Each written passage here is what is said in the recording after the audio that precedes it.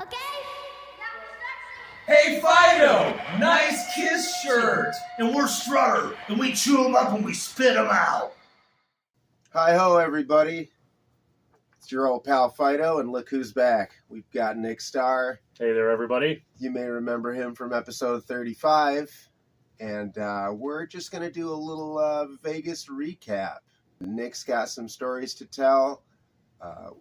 Lately, there's been a lot of deviation. I think I've mentioned this before with Ace's passing. It kind of just set everything in the Kiss universe on its ear, including my approach to the pod, to Rick's book.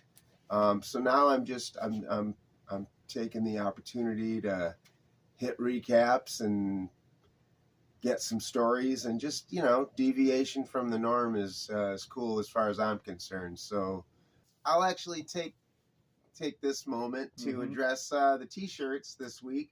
Get in close so they get a look at that trucker hat logo. Oh yeah, so here's the trucker, Kiss Army trucker hat. Silver. So then this is, I'll show you folks the Kiss on the Dixon. Here, let me peel this off real quick and show everybody the inner tag is cool, the Dress to Kill. Yeah. Yeah, nice. And then the event shirt, one of the two event shirts I picked up. Yeah, I'll be out throwing there. that one up. So, and just as an aside, yeah. This is the Generation Records Dress to Kill. It was a limited thing for, I guess, what was that, March of this year. Once again, picked this up not in New York City, but through Kiss Museum. Thanks, Xander and Peter. So head on over. They might still have some of these in stock. Yeah, and back to the action. For those of you who weren't able to go to the Kiss Cruise Landlocked in Vegas, let's hear a little bit about it. absolutely. So I went out a few days early to do some other stuff. On Tuesday that week leading up, I did go to the Punk Rock Museum, and just the one thing I'll mention about that, literally when you go in, start going in to see all the different displays, literally like the first thing you see is poster, New York Dolls, Kiss, IMA Auditorium, Flint, Michigan, June 12th, 1974. So that, set the tone for the Punk Rock Museum, and I'm like, this is going to be awesome just based on that alone. Also, I definitely noticed the show was $5 in advance, $6 at the door was the price to attend that show. And it was a total coincidence that a Flintoid walks in, starts their Vegas adventure with that. Absolutely, yeah. I had, planned out a few activities pre-Kiss Cruise Landlocked in Vegas out there. That was one of them, but I had no idea that would be like the first thing I saw. And like I was telling you before we started rolling, any poster they had from the Kiss New York Dolls tour there would have been awesome, but just doubly awesome, doubly special for me with the fact it's the Flint IMA show poster. Just made it extra special for me, obviously. I would have taken that as a sign of yes, to come. Absolutely. And it was such an awesome week. I think it was a good omen for the start of my week. Absolutely. Absolutely. So did you go by yourself? I did go by myself. So I was on my own for a few days. See, we should have talked about this because I think that was sort of the deciding factor, if you will. I mean, I'd kind of written it off. Yeah. I wasn't going to go. And just coincidentally, the week prior, my friend Bob threw something up on Facebook and was like, hey, I got a new gig I want to celebrate. Does anybody want to go to Vegas? And he posted the dates, and I was like, what's familiar about those dates? Right. But then, we talked about, and I was like, just the simple fact of like cost sharing. Right. Like, I mean, realistically, I could have done it. I just, I live in debt. I'm okay with it. That's why I have good credit, Well, yeah. But it was just sort of, I don't know. I guess there was just the balance of FOMO to payoff to logistics. Right. But it ended up not working out. But I mean, had we talked about it, maybe we could have worked something out. But that just goes to show you again, our friends on three sides have addressed this issue a couple times, but definitely if you're on the fence about stuff like this, take a chance. Put yourself in a little debt, have a little fun, because as we're about to hear more of, it's always worth it to go somewhere and hang out with KISS fans. Right. So I was on my own for first few days when I was doing other activities before the event started. I did have a couple of guys I knew already that are from here in Michigan that are huge KISS fans that were out there for that. So I did know some people once the event started, and then also, I mean, you know how it is with KISS fans, you meet people and start, forming friendships. But Tom was out there, and my buddy Joe. They were both there, and I knew they both were going to be there. So, Joe DeLeese is his name. He's from the Detroit area, but he comes to the machine shop quite a bit for shows. And we actually met in Cleveland at the end of the road tour. Johanna from the machine shop, who does all the merch and social media, had met him there at the shop that night, and he was talking about KISS, and she's like, "Oh my God, you have to meet Nick that works here. Yeah. His favorite band is KISS." And we didn't meet that night, but then when I was in Cleveland for the end of the road tour show, we actually met up top. He came up to me and introduced himself while we were waiting to go down for the pre-show sound check. So that's how we met. So he was out there. Tom Selling was out there, who's another friend from the machine shop that lives here in Michigan. That's a huge super KISS fan. So I did know a couple people in advance going out there, so I knew I'd at least know a couple. But, struck up some friendships, kind of with guys that were sitting by me and stuff, as you do, you always do. Absolutely. Yeah, I talked to Tom a little bit at the other night at the John 5 show, and there's no end of this. You know what I mean? Right. There's the band can change their approach to their careers, but KISS fans are going to make their own sauce. Absolutely. 100%. So then on Thursday, leading up to the event, I did go over to the Rio and stayed there for the night. And that's where KISS World and the KISS Mini Golf is located. They were doing a special, anyone that was in town, for the KISS Cruise Landlocked in Vegas. You got to do both the museum and the mini golf portion for one price. So that was cool. The mini golf was just kind of cool in the sense of snapping pictures of the course and stuff. Since I was by myself, there were multiple groups ahead of me of multiple people. They just kept letting me play through. And I couldn't tell you the last time I'd actually played mini golf, but from a skill level standpoint, not a super hard course, but it's cool because it's all black light and, cool paintings of kind of history throughout on the walls and stuff. There's a bit of challenge. It's not a cream. It's not a cream puff. Right. But it was a cream putt. Can we use cream putt? Yeah. But it was not, although the last time I don't know, maybe that's what all mini golf courses are like, because I don't think I'd done it since I was a kid anywhere. Yeah. So, but to me, the highlight was the KISS World Museum, which has tons of cool stuff from gold and platinum records to instruments. Had you been there before? I had never been there before, so I was taking this as an opportunity. I'm going out there anyway to do that. But some of the highlights for me were Gene's boots, holding up Gene's boots, and then also the door from Music from the Elder. I saw that shot. Major highlight for me. Just I'll probably throw that up here. Yes, I'll definitely have plenty of pictures to share with everybody on this. So I did that on Thursday leading up, and then Friday morning got up right away, got checked into the event right as soon as they had opened it up to be able to do that, to get your laminate and get your gift pack. Which mine, they gave me a signed event poster, hand signed by the whole band, which was very cool, and then I also got, which I was surprised, but in our package, History 2 was actually a gift they gave us. Really? Yes. Interesting. Makes you wonder what kind of backstock they have on History 2. It was interesting because Tom, that we mentioned earlier, I said, well, I already have this. He's like, I don't have that yet. I'll get that. So I was like, cool.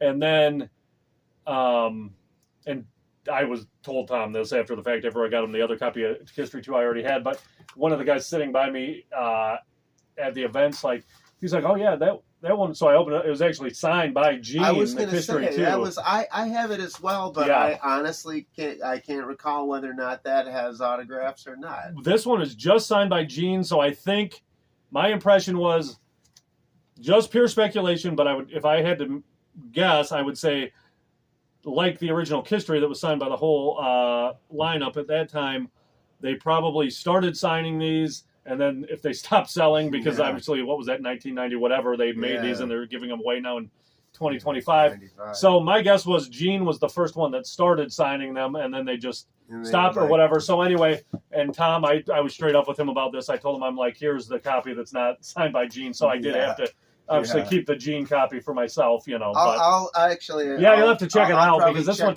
And it's mine. just signed by Gene, but it was sealed in plasma, you know, so I don't know. Were those numbered? Because I think... I didn't even look. I think they could have been. I think only the first ones were numbered. Okay, again, I'd have to check that out.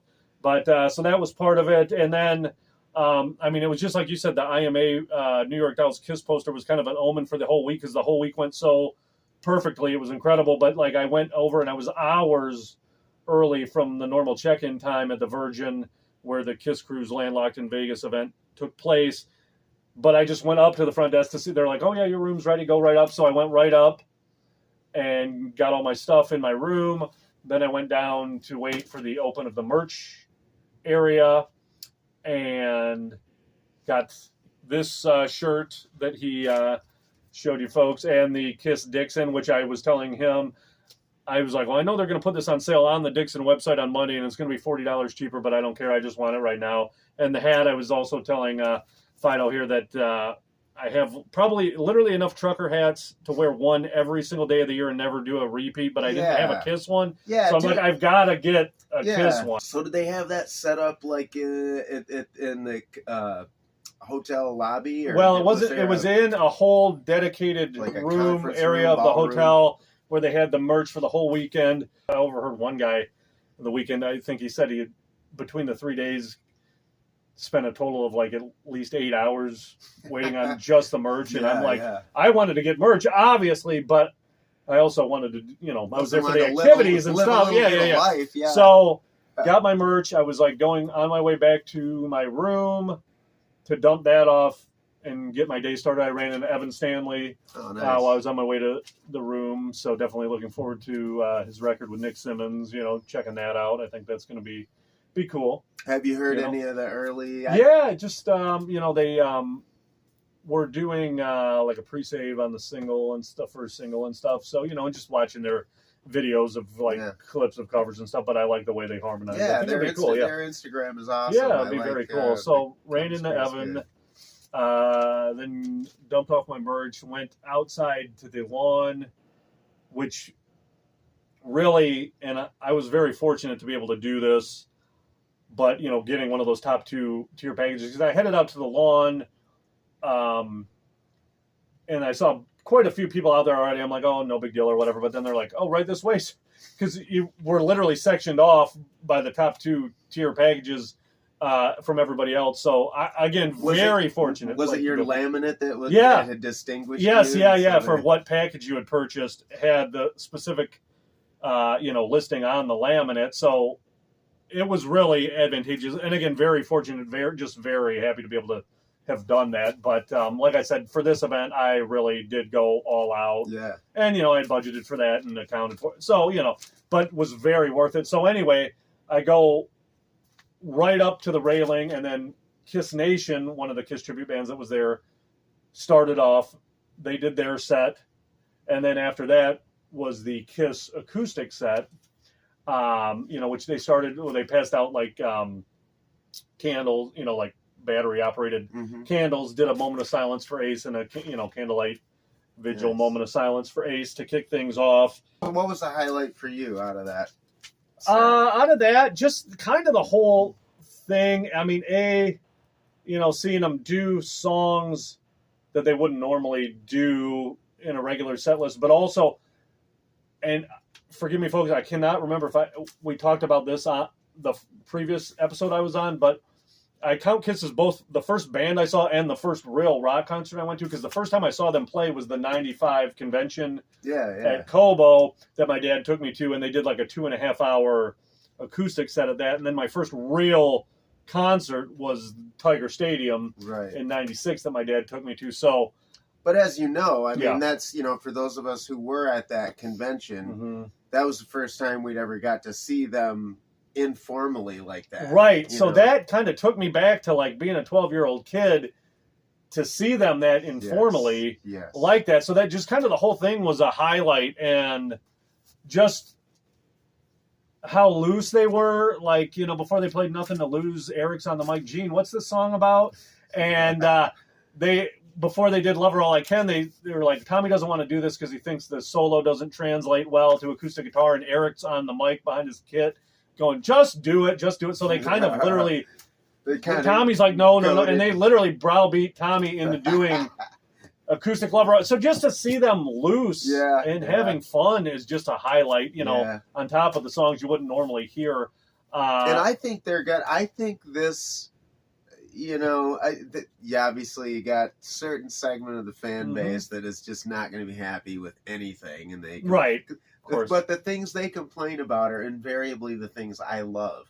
You know, and I feel like, you know, that there's just going to be more of this. You know, they're once they, I mean, Kiss already knows how receptive we are to that kind of thing, and it's gotta feel good for them as well. Oh yeah, absolutely. And this was just loose and fun, and like I said, joking and stuff on stage. So just kind of seeing that was a highlight, you know, and just seeing them play again, period, you know, was quite a highlight. So after that was kind of the start of the theater events, and we had assigned seats for the theater events, and I had purchased my package like right when the Kiss Army VIP pre-sale started. So, and it's like, going through, select your seat. This will be your seat for all the theater events. So I saw, I'm like, oh, this looks good. But you know, when you look at like a venue seating chart, it's kind of that graphic you see, but you don't ever get a full idea until you're physically there. Yeah. So it's like, okay, BB seat 1. I'm like, okay, this is going to be good. So then I walk into the theater on Friday night, and it's like my seat's like BB section 3 seat 1.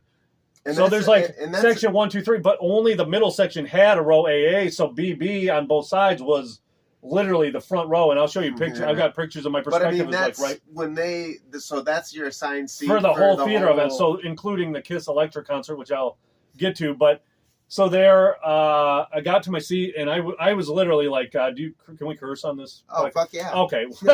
So I was literally like, holy shit, shitting my pants. I'm like, I cannot believe this is going to be my fucking seat all weekend for this shit.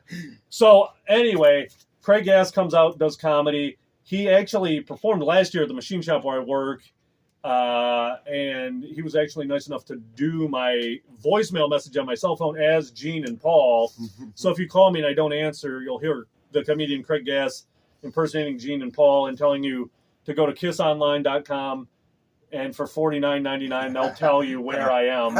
So, but he kicked it off, and he actually did it in full Gene makeup and wig and everything. Nice. And then Quiet Riot played the current iteration, but they sounded really good. And, you know, they've got now Jizzy Pearl from Love Hate singing, and Rudy Sarzo still doing it, you know, on bass. And then he's the last man standing. Yes, for Quiet Riot. And then they've got Johnny from Typo Negative playing drums. He's always great, you know, so cool. And then I was kind of like,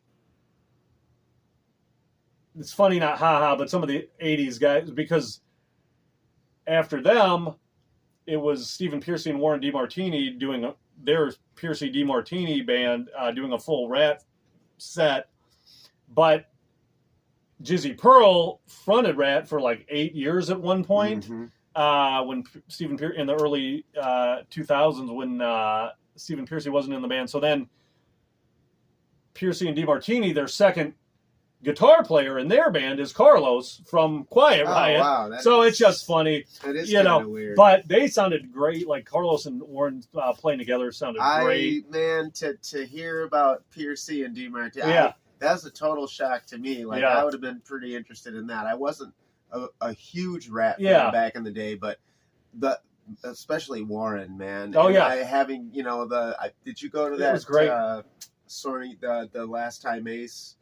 No, I couldn't make it. So the last time I saw Ace was in Detroit a couple days after Christmas last year. But I wasn't able to make it to the Soaring Eagle thing because of a work. To see Piercy, that I couldn't help. That was the sort of nagging thing in the back of my mind, like, oh, I wish Warren was here. Right. And them together, it was just awesome. Yeah. And then after that, in one of the side rooms, Mr. Speed was playing, the other Kiss tribute band that was there, so I wanted to go check them out so I could make sure I saw both of the tribute bands at least once. They were both doing multiple sets, on different days throughout the weekend, but I wanted to make sure I saw them at least once. So their show was great. And then heading back to my room for the night after Mr. Speed played on Friday night, Warren DeMartini and Jakey Lee were just sitting together in a side lounge, just smoking cigars, hanging out. So, of course, I had to go up and talk to him for a minute. And I was very fortunate to get my picture with. So it's literally me in between Jakey Lee and Warren DeMartini. I did see that. So, that was a highlight. That was awesome. That was so cool, and they were both totally cool. And, when I do that, I don't want to bombard people and go Chris Farley show mode on anybody. But, shook hands, got a picture, said I'm a big fan of all your work, and just got out of there. So that was my Friday, so the first day of the event. Nothing like ending a day of the week with Jakey Lee. I know, it was crazy. Love that guy. And there's a great book. I don't know if you've heard of it, but it's called Nothing But a Good Time, but it's like an oral history of the Sunset Strip, but there's some good stuff with Jake and Warren in there. They actually had an apartment together, and it talks about sitting in their apartment, and Warren's riding round and round, and Jake's riding Bark at the Moon at the same time. So that's just like crazy to think about, So that was the Friday of the event.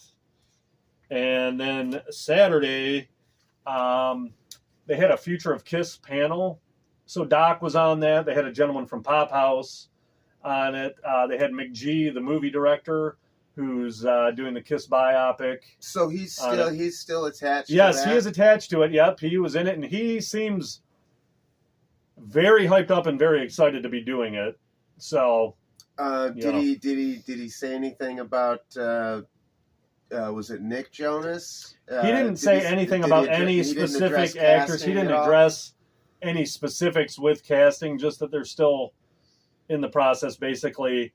So I hope they take their time. So then he said a couple of things that were like factually not correct, and that with music biopics, because I'm such a fucking nerd, is the thing that always drives me crazy. Hopefully, because obviously Kiss fans get so bogged down in the minutia of stuff. Hopefully, I think he was just excited in front of a crowd and hyping up the project in general. When we go to the theater to see this thing, we're going to be like, oh, God, you got this wrong. But he was very excited and very hyped, so I'm trying to focus on that aspect of it, and I think it's very cool. So they talked about the biopic, and they also talked about an upcoming documentary that they filmed during the End of the Road tour, kind of a fly-on-the-wall thing.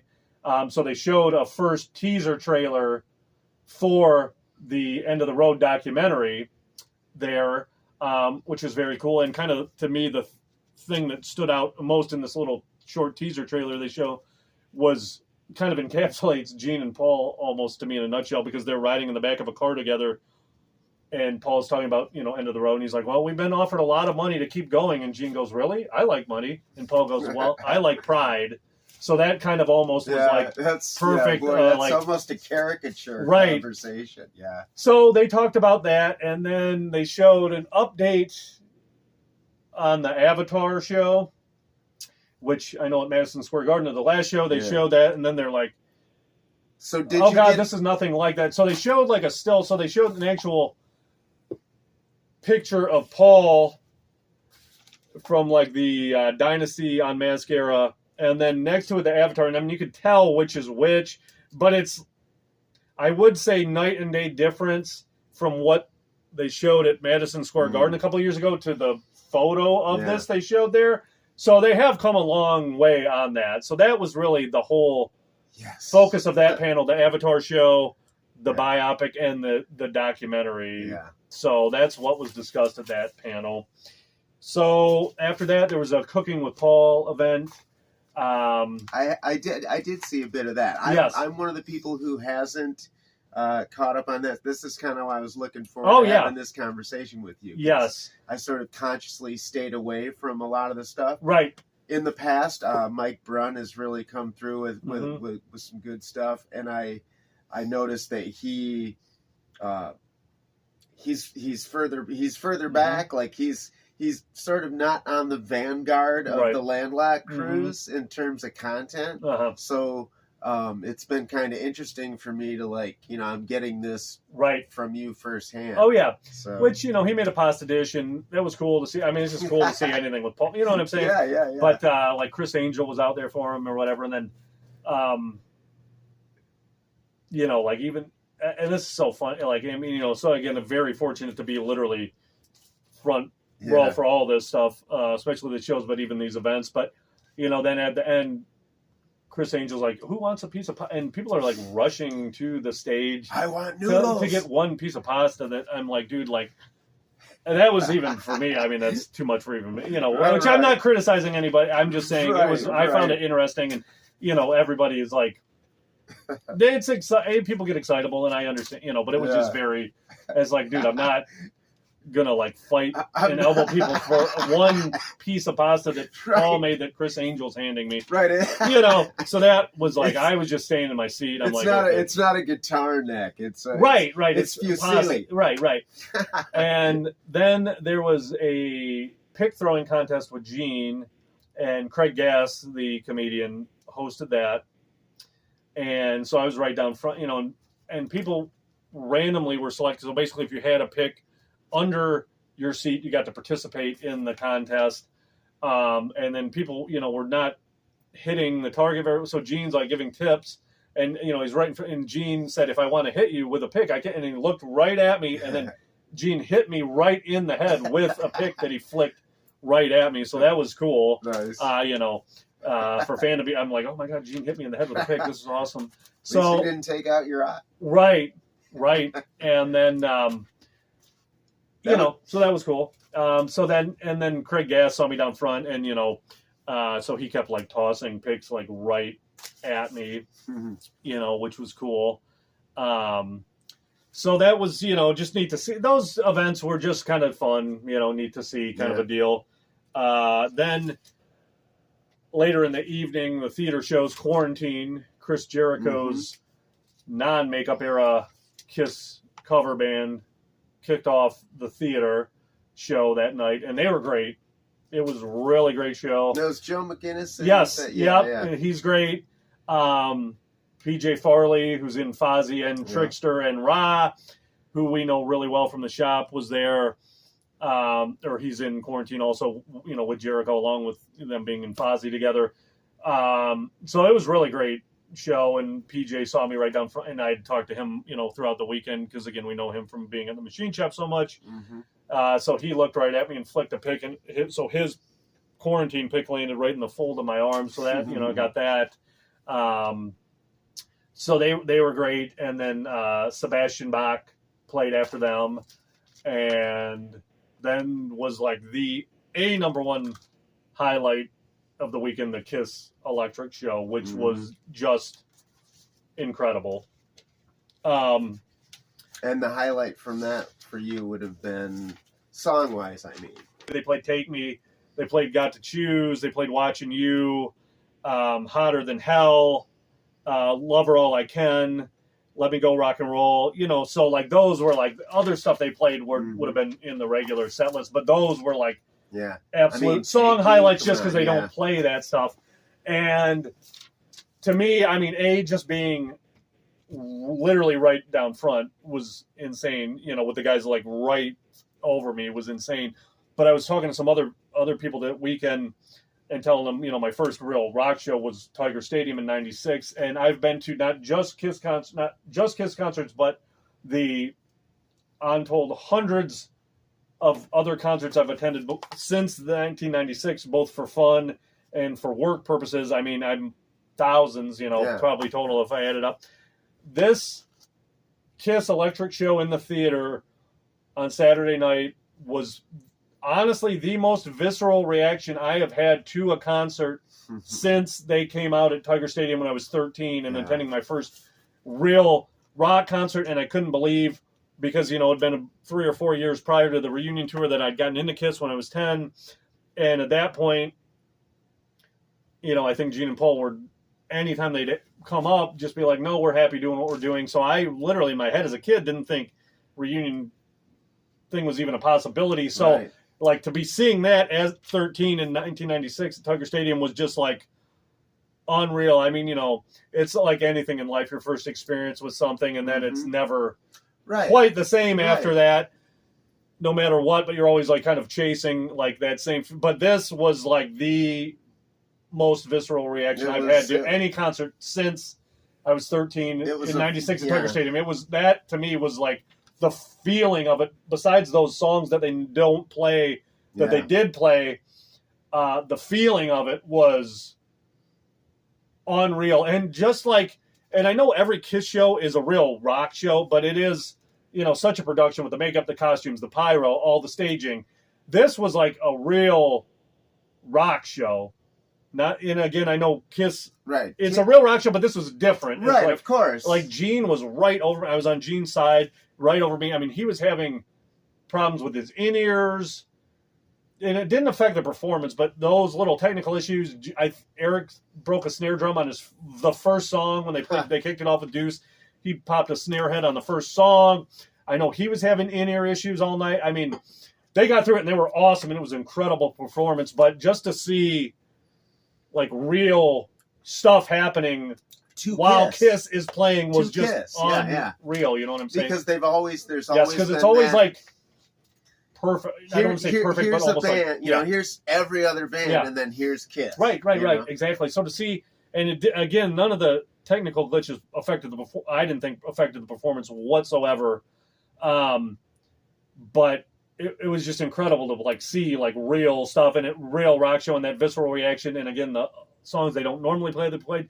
And then the other highlight of the electric show, Bruce came out and played the last 2 songs. They did Lick It Up and Rock and Roll All Night with Bruce. So Bruce and Tommy were playing together, so it was cool with the 3 guitarists on stage with Paul, Bruce and Tommy, playing those last couple songs. So that was just incredible experience, and to be right down front for it was just wild. I mean, it was wild. I was so fortunate to be able to experience that, and then so anyway, that was a number one highlight. That's very cool. Oh God, it was awesome. And for that to be the first runner up to your Tiger Stadium. Oh yeah, I mean, and I've seen all the shows I've seen in the years since then. On the reunion tour, the Psycho Circus, the farewell tour, original farewell tour, when they toured with Eros, all those shows, I have so many great memories, but this was from a visceral, reaction standpoint. The emotional feeling. The emotional feeling of it was the greatest I've experienced since Tiger Stadium when I was a kid. And that's awesome. It was so cool. That's, people... At large, people tend to discount that, but for me, it's always your first. It's always that, because as many problems as the band were having, that Dynasty show, you said, you're always sort of chasing that feeling. Yeah. My first runner-up was your first. It was that Tiger Stadium show, and it's just there's nothing to compare to that. Right, right. It's just it's to have that feeling. And to have that in 2025. Yes. It was awesome. I couldn't believe it's so awesome. That's great. It was just great. I mean, and plus there's something about, and I've never had, to hear that you got the front row seat essentially. I mean, that's, it was unreal. I could not, I'm still in disbelief. That's great. Unreal. And just so, and that's not even something I would ever say in a bragging way. Oh, I was front row. It literally is in a stunned disbelief way, and feeling so fortunate to have that experience. Absolutely. You know, and just like so happy about it. Yeah. Not like, oh, I'm this fuck you. It's not that. It's literally like, I cannot even believe it. I'm stunned from it. Just and like you said, as many shows, you know, for those of you who don't know, I mean, Machine Shop is a premier venue here in Flint. And how many years have you been working there? I've been there 11 years. So, I mean, think about that, and think about, you know, Nick is someone who could legitimately be jaded about a live concert experience, you know. So for you to say, and before that, for years, before I went to work at the Machine Shop, I worked for multiple bands touring on their cruise. So I mean, between those years leading up to the Machine Shop years, the last 11 years at the shop, you know, and then I still am so sick that I go to concerts for fun. It's the one thing I still do for fun too. Yeah. I mean, just all those, but to have that feeling was unreal. You know, I gotta get a high five on that. Absolutely, yeah. After 30 years of concerts now, and it was awesome. It was so. I mean, I really feel like I'll carry that feeling with me forever for the rest of my life. You know what I mean? So just so happy, so fortunate. So that was Saturday. Then Sunday, the last day of the KISS Cruise Landlocked in Vegas. I started off with a panel. It was Craig Gass, Chris Jericho, and Bruce Kulick. And then they had Bob Ezrin via Zoom. Mm-hmm. You know, so that was cool to hear them talk. I did see a bit of that. Yeah, it would have been, you know, it was cool, you know, so Bob could talk about, you know, working with Ace on The Elder, talk about working with Bruce on Revenge, and Bruce shared some cool stories about, you know, working on Revenge with Bob, and, you know, just, it was cool to see that. And then after that, they had an Ask Doc Q&A, which, you know, it's cool to hear him. I'm sure it's pretty wide ranging. I'm sure people ask. He covered some of his early days with the crew. Well, yeah, and he talked about that. He said, did he spend much time on Motley? Or? He talked about Motley, and he did say, you know, a couple of interesting things that he said.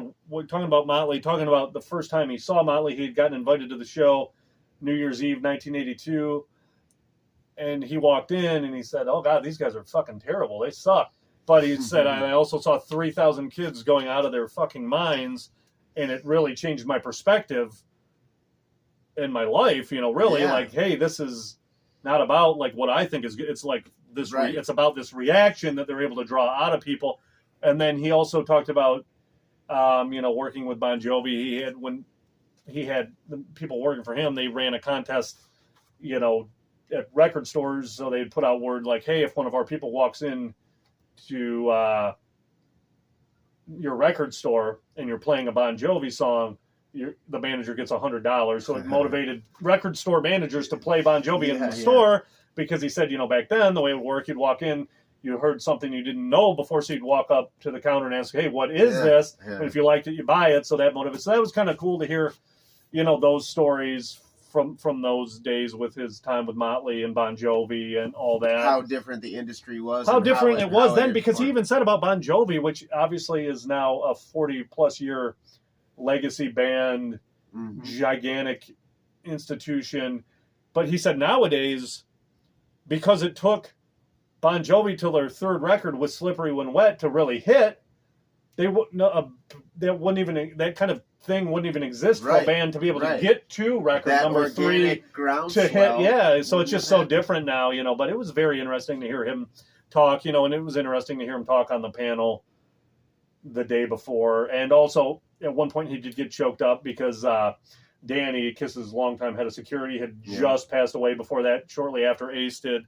And he actually got choked up and teared up during the Q&A. So it was almost like, oh my gosh, Doc McGee is a human being. I mean, in reality, you know he's a human being, but you almost... But yeah, to see a figure like that, you almost don't consider him human. And to see a real human emotion moment from a guy like that was just, touching, honestly. Right. Yeah. So that was, to realize that he's not all business. And, he's a real human being, which, in reality, but in some other hand, you're like, to see it, to see it, like, there's always real that abstract. Absolutely. Especially in the Kiss universe. Right. There's, right. You have to Absolutely. balance that. Absolutely. So then they did a cool contest, Name That Tune, with Tommy and Eric. So they would go back and forth. And that was on the outdoor lawn stage where Kiss had done their acoustic show on Friday. So Tommy would start to play a lick, and then the three contestants, and I don't know how they chose these contestants. The one guy did pretty good. The other two seemed like they didn't know. But, he was very... he wasn't even doing full... he would literally just start a lick and then stop, and he had to buzz in. Yeah. They gave everyone a pair of drumsticks, so tap your drumsticks to give your answer, and then Eric would start a drum lick, and they had to get... So... That sounds fun. It was cool. It was fun. And, again, it's so cool to see them doing stuff like that. Tommy and Eric... Tommy... is like a cool guy, but Eric's like just very funny, like comical guy, and just kind of like typical drummer where he's all over the place, like scattered. He could be a bit of a ball buster, so he's in a like very cool way. Yeah, so he was like making fun of Tommy and just every single thing in between songs, and Tommy's kind of like, all right, let's start the next one, and then but Eric's just like, all over the place, And he's just so funny. Eric's just so funny. But that was cool. And then, like, at the end, and that was cool because, again, same thing. They had it, separated by your package part. So I was right on the rail for that. So afterwards, Eric jumped down and started handing out sticks. So I got one of Eric's sticks, which is cool. I have others. But, this is cool because it's like, it says 50th anniversary, cool thing.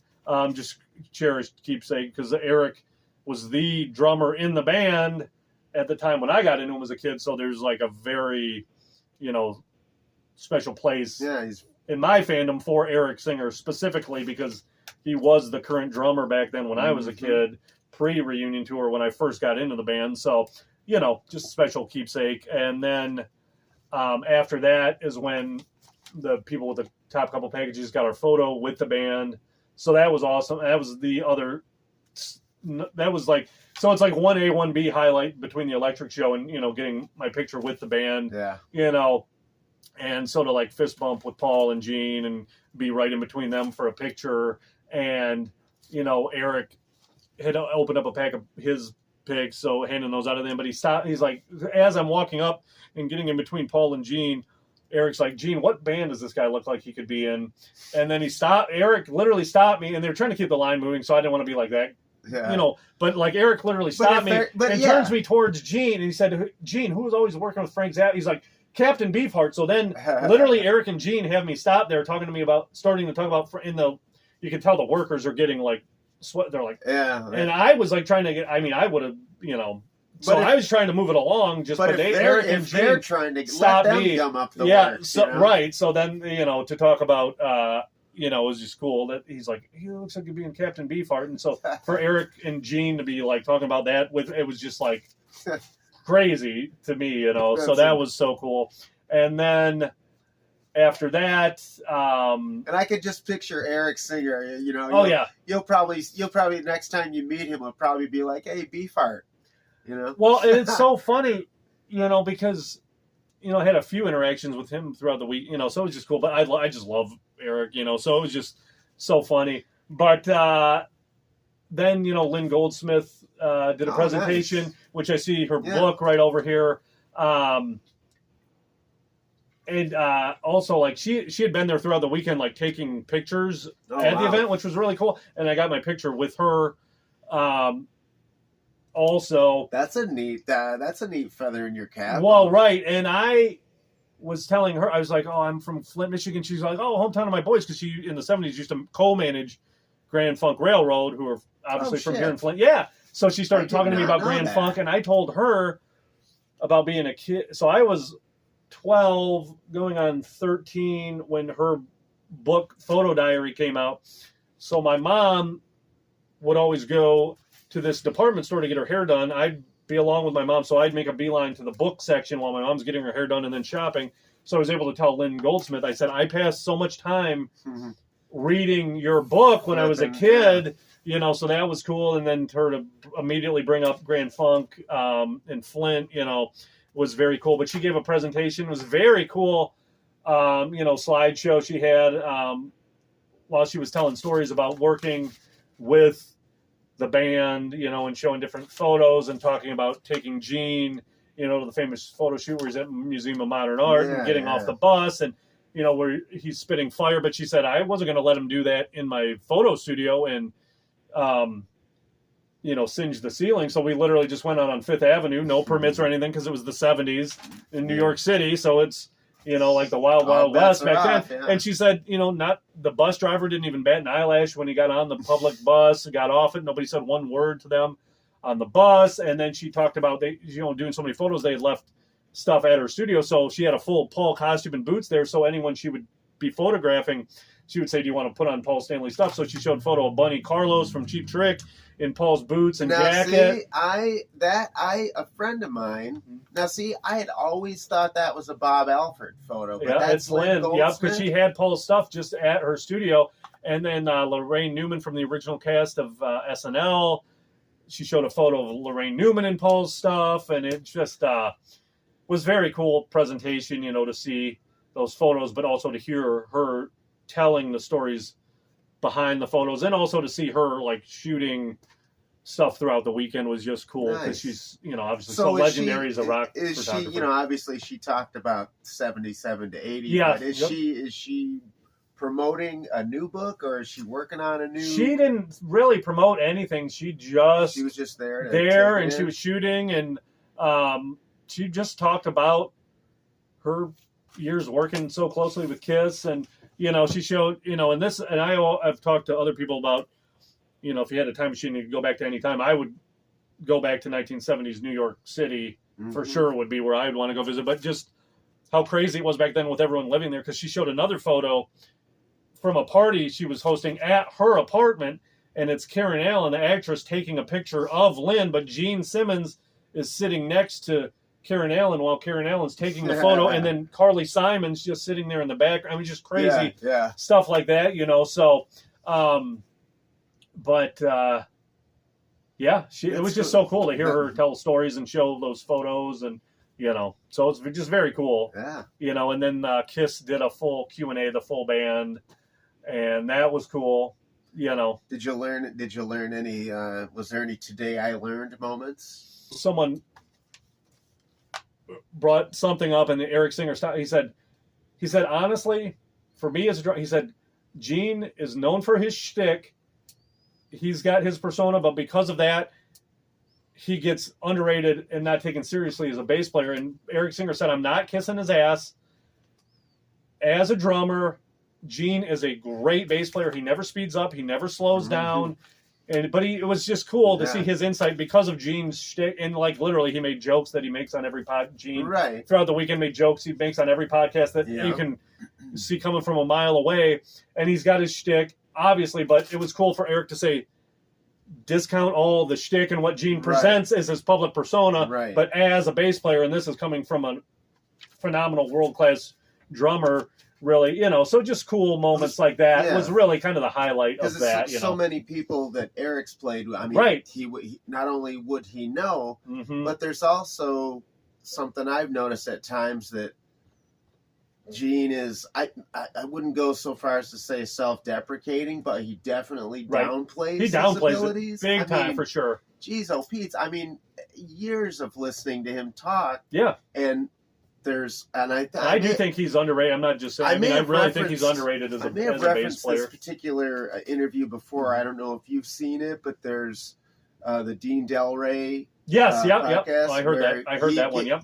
I've never heard Gene talk as much. Of the bass, of his role in the band musically. And God, it's probably my favorite Gene interview. No, it's great. Yeah, simply because of that. So that was really. You know, the weekend in a nutshell. I mean, I could go on and on and on and on, but I don't want to drag this out forever. But I mean, that was just kind of, it's just crazy. The whole weekend was such an experience. I'll remember everything forever for the rest of my life. For sure. It was incredible. Yes. That's fantastic So awesome. to hear that stuff, Yes, man. it was awesome. Especially, you know, the emotional, Oh, dude, that was you like know, the peaks that you were able to hit. right. Oh God, yeah, absolutely. It was just really unreal. I don't know if you're aware of the Kiss Army 50th. Yes, I saw. I that just saw Sanders, that. Yeah. putting on down in Yeah, Indiana. I just saw that. I'll be going to that. Heck yeah. But there's always, again, if you can make the time out of your schedule to go to a Kiss event, if it's something that you're not normally accustomed to doing, or if you go to every one, then I'm preaching to the choir. But I mean, this is the stuff, man. You know, if I was lying there on my deathbed, I wouldn't be on my deathbed going, you know what? I am so glad that I skipped out on Kiss Cruise Landlocked in Vegas all those years ago to work 2 extra days of my life. You know what I mean? Right, and I love work. Right. I am a workaholic. I love my job more than anything. You got a great gig. But this was just like such a bucket list experience, and I had to. I mean, I had to do this. It was just unbelievable, and I'm so glad I did everything the whole week leading up to the event, and with the event just went like so perfectly. It was unreal. Like how great. Serendipity was absolutely was your travel companion. 100%, absolutely. I want to say thanks again, everybody, for tuning in to another episode of Hey Man, nice Kiss shirt. Appreciate you, Nick. No problem, dude. We'll do it again soon. Absolutely, looking forward to it, man. Put your 2 lips together and kiss that subscribe button, and remember the words of the Barbarian: play hard, play fair, nobody hurt. Hey man, nice Kiss shirt. It's the Remco. Yeah.